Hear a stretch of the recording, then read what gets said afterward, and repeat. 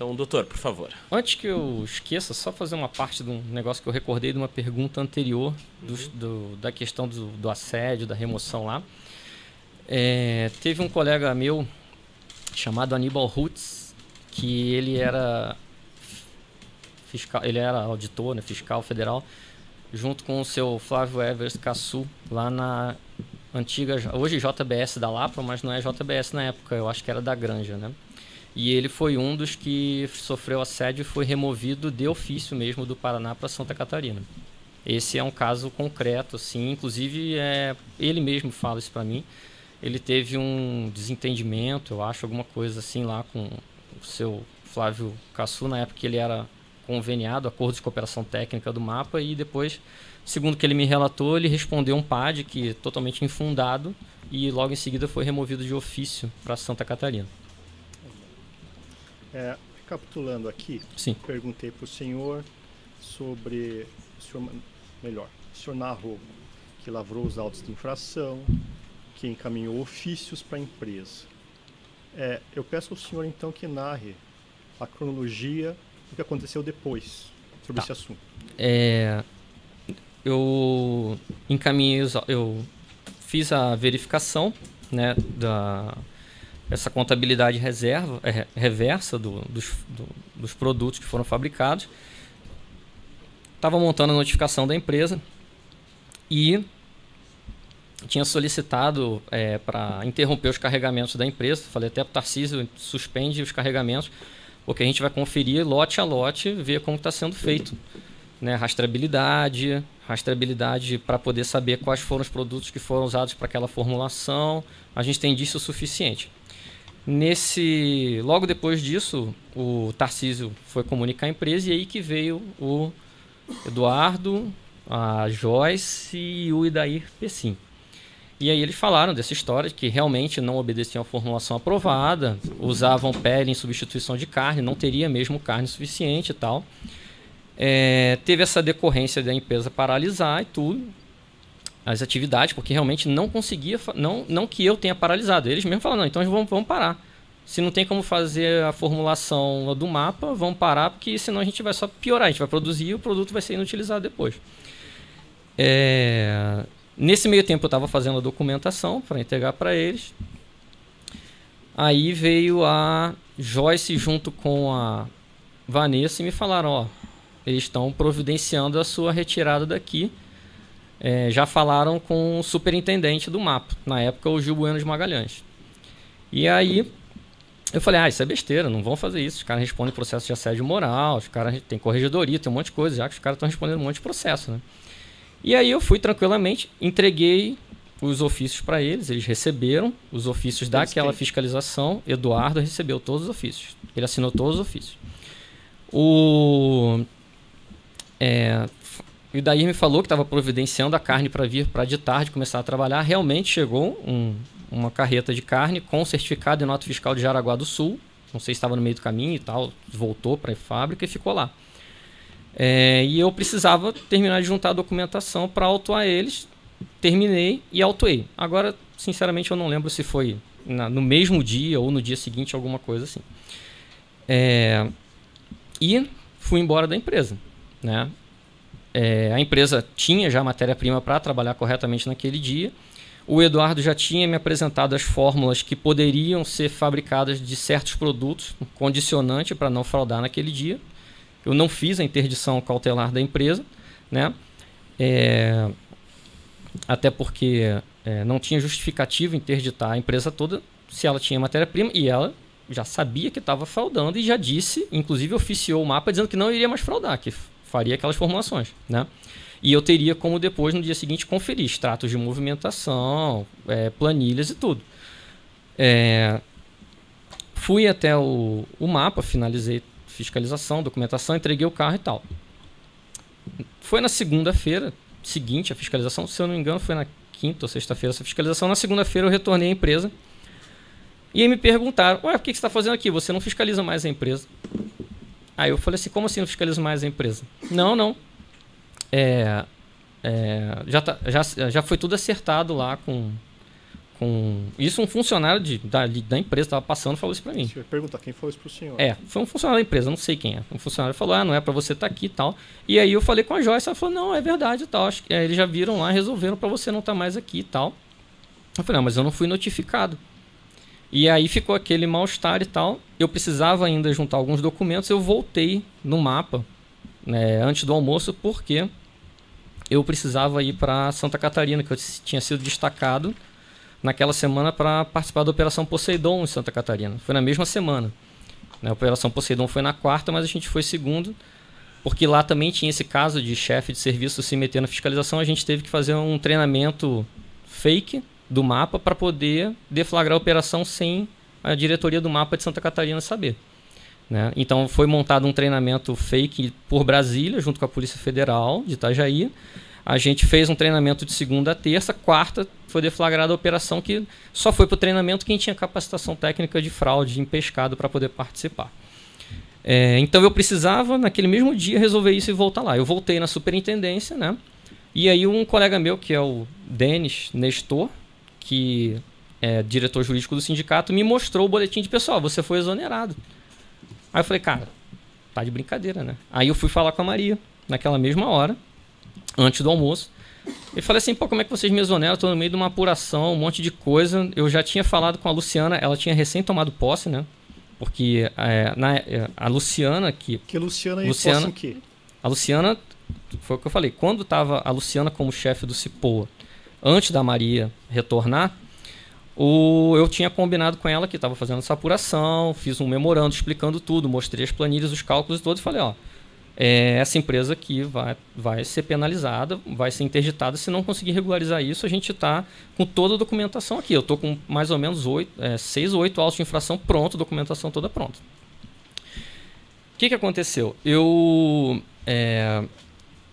falei com ela foi exonerada e entrou a Maria. No mesmo dia que a Maria entrou, né, eu fui exonerado da fiscalização do PSIM e foi tanta pressa que nem nomearam outra pessoa. O PSIM deve ter ficado uns 2, 3 dias sem ninguém nomeado para fiscalizar. Logo depois foi nomeado o Heraldo, né? Porque foi assim, toque de caixa. Eu fui falar com ela, ela falou assim, eu só estou seguindo ordens do Gil. Aí eu esperei passar o almoço, né? Naquela pressa de ir para Santa Catarina. 2 horas eu fui no gabinete. E aí falei assim, ó, eu tava tal da Maristela, que é a secretária lá do gabinete, falei assim, ó, Maristela, eu preciso falar urgente com o Gil, que eu preciso viajar para Santa Catarina. Aí o Gil me recebeu junto com o Charlie, Henrique Saconato, e eu falei para eles, olha, eu estou há pelo menos 3 meses rastreando carga, fraude, já descobri que essa empresa terceiriza fraude para pelo menos 8 empresas grandes de inspeção permanente aqui no Paraná, que não devem conseguir fraudar porque tem inspeção permanente. Eles mandam todas as cargas mais ou menos em kit montado pelas notas fiscais, eu via, ia praticamente o kit de fraude montado, ia todos os insumos, o cara fabricava e devolvia para eles com o rótulo deles. E aí ele falou assim, não tem problema, passa tudo que você tem para Maria que ela vai resolver. Eu falei, tá, mas eu tô fazendo fiscalização. Não, você não vai mais fiscalizar lá. Aí eu falei, você tem certeza que está fazendo? Ele, tenho certeza que eu estou fazendo. Diz os motivos? Não, sem motivo. Tanto que a documentação toda não tem motivação nenhuma. O memorando da Maria para ele é pedindo para me exonerar sem motivação. E a portaria dele motiva no memorando dela que não tem motivação. Muito bem. Com esse memorando, ela fez um memorando propondo ao Charlie Henrique Saconato a minha exoneração. O Charlie, que era diretor técnico, deu de acordo, encaminhou para o Gil e o Gil mandou fazer a portaria de exoneração. Eu tenho ele aqui. Ok. Maria propõe o cancelamento. Se eu não me engano, foi tudo no mesmo dia, né? Para poder sair no boletim de pessoal extraordinário. Isso, assinatura do Charlie dia 5, assinatura do Gil não tem dia. Mas no contato que o senhor teve com essas pessoas... Eu expliquei tudo, os 4 meses de trabalho. Eu quero saber o seguinte. Qual dos 3 que efetivamente decidiu ou propôs, trouxe a ideia de tirar o senhor do PSIM? Segundo a Maria do Rocio, foi o Gil Bueno de Magalhães. Segundo as informações da empresa, eles falaram com o superintendente. Era o Gil Bueno de Magalhães, né? A Maria fez um memorando dizendo que tinha sido ordem dele, né? Então, provavelmente, foi com ele, né? Certo. Apesar do que, se eles não concordassem, qualquer um dos dois, tanto o Charlie quanto ele, podiam ter indeferido e mantido a fiscalização mediante o que eu expliquei para eles. Depois que o senhor foi removido, consta aqui do processo, inquérito policial, na verdade, um memorando subscrito para o senhor de número 13. Sim. 2014, datado de 25 de junho. O senhor encaminha para o chefe do CIPOA, cópia para o diretor do DIPOA, assunto do CPCim. Sim. O senhor elaborou esse documento e apresentou. Por que motivos o senhor fez isso? Deixa eu dar uma olhada só para dar uma conferida, ver se é isso mesmo. Doutores, evento 1 dos autos de interceptação, anexo 11.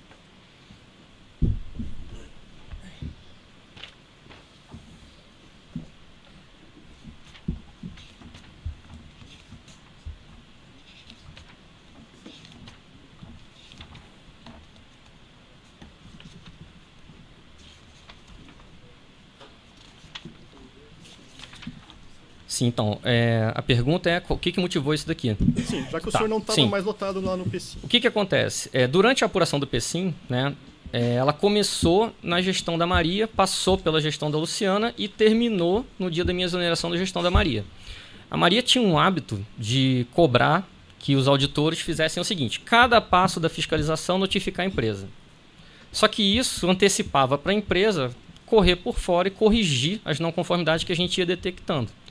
E o que eu fiz? Eu não notificava a empresa de todas as não conformidades constatadas das fraudes até... Só um momento.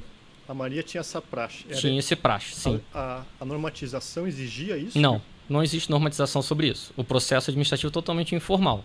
A apuração é minha responsabilidade, eu sou responsável pela fábrica, eu posso autuar ele a hora que eu quiser. Pode continuar, por favor. Então, o que acontece? Eu fiz o levantamento, obviamente, eu suspeitava do Tarcísio, porque todo o tempo o Tarcísio nunca via nada, e ele estava 40 horas por semana na fábrica. Eu suspeitava da empresa, porque a empresa chegou num ponto que ela mesmo confessou que realmente fraudava. E eu suspeitava dos meus superiores, porque já havia casos de remoção, perseguição. Eu mesmo fui removido para Bocaiúva para não ter mais o contato com meus colegas de sede. Então, o que aconteceu? Eu fiz todo o levantamento, mas eu não tinha ainda autuado 100% dos documentos no processo. Esse memorando aqui, ele foi o de autuação com um resumo que foi no processo da apuração, né, o processo se chama na capa dossiê PSIM, e eu encaminhei uma cópia integral para o diretor do DIPOA em Brasília, porque eu sabia que tinha grande chance disso aqui morrer na mão da Maria do Rocio aqui no Paraná e não ser apurado, né? Quando foi para Brasília, o diretor do DIPOA imediatamente autuou um PAD, processo administrativo disciplinar, em cima disso, que eles respondem até hoje, né? Então, era a única forma de eu tirar isso do Estado, foi eletronicamente para Brasília, e ficou fisicamente aqui. O senhor sabe o que aconteceu com essa fiscalização? Se a empresa voltou a trabalhar? A empresa, na verdade, a empresa nunca parou de trabalhar, né? Só que assim, eu não sei, depois que eu fui exonerado, como foi que ela se comportou em relação aos produtos. Eu sei, pelo que eu vi em notícias, que os produtos que foram periciados depois da deflagração estavam fraudados. Então, só depois que o senhor assumo exatamente. Depois. O que eu sei, que um colega meu que apurou o processo administrativo, que é o Rafael Martins Felício, aqui de Curitiba, ele me relatou que o Heraldo não estaria apurando a contento, liberando cargas que estavam irregulares e com outros problemas de apuração. Mas isso foi apurado em que circunstâncias por esse seu colega? E foi apurado administrativo. Eu autuei esse processo foi para o Heraldo finalizar a apuração de fraude no PSIM. Foi estabelecida uma série de medidas administrativas restritivas. Uma delas a gente chama de regime especial de fiscalização, onde a empresa só pode liberar as cargas mediante laudos. E esse meu colega, ele era responsável diretamente por acompanhar os trabalhos do Heraldo. E ele viu que o Heraldo não estava acompanhando a contento. Inclusive, no próprio andamento de desdobramento desse processo aqui, tem os relatórios dele dizendo que houve falha do Heraldo em liberação de cargas, falhas em coletas, falhas em exames laboratoriais de fraude, não pedir todos os quesitos que indicariam fraude, esse tipo de coisa. Muito bem. Isso está relatado no processo hoje. Certo. Isso não é papo, não é conversa. Entendi. Está consignado em documentos. Está consignado no documento original que se chama dossiê PSIM 21034.